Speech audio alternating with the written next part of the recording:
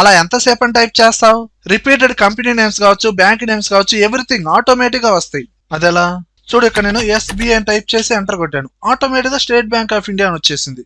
BOI అని type చేసి enter కొట్టాను, బ్యాంక్ ఆఫ్ ఇండియా వచ్చేసింది. అవి ఎలా వస్తున్నాయి? నువ్వు డైరెక్ట్ గా ఫైల్ ట్యాబ్ లోకి వెళ్ళు, ఆప్షన్స్ లోకి వెళ్ళు, ప్రూఫింగ్ అనే ఆప్షన్ లోకి వెళ్ళు. ఇక్కడ ఆటో కరెక్ట్ ఆప్షన్స్ ఈ బటన్ క్లిక్ చేయి.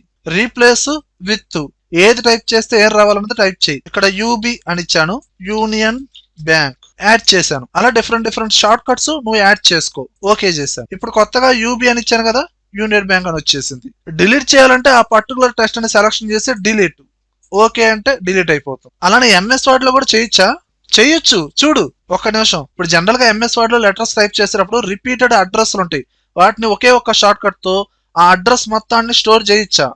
చేయొచ్చు. చూడు, ఇప్పుడు ఫర్ ఎగ్జాంపుల్ ఇదే ఒక అడ్రస్ అనుకో, ఈ అడ్రస్ మొత్తాన్ని అడ్రస్ 1 అనే నేమ్ తో నువ్వు స్టోర్ చేయాలనుకుంటున్నావు.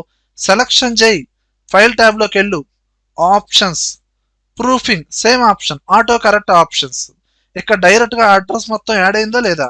దానికి షార్ట్ కట్ ఏమి ఇవ్వాలనుకుంటున్నావు? ఓకే ADD1 ఇలా ఇచ్చేసాను, యాడ్ చేయి. ఇదిగో అడ్రస్ మొత్తం యాడ్ అయింది చూడు, ఓకే ప్రెస్ చేయి.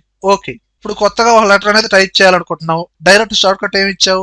ఆ అడ్రస్ అనేది ఇక్కడ రావాలి, షార్ట్ కట్ ఏమి ఇచ్చాము? ADD1 ఎంటర్ ప్రెస్ చేయి. అది అడ్రస్ ఆటోమేటిక్ వచ్చిందా రాలేదా? మరి పవర్ పాయింట్ లో ఎరా కొంచెం అన్నా బుద్ధి ఉందా నీకు? వార్డ్ లో అయినా, ఎక్సెల్ లో అయినా, పవర్ పాయింట్ లో అయినా అదే ట్యాబ్, అదే ఆప్షన్, అదే కథ, తేడా ఏమీ లేదు. అంత సీరియస్ ఎందుకు?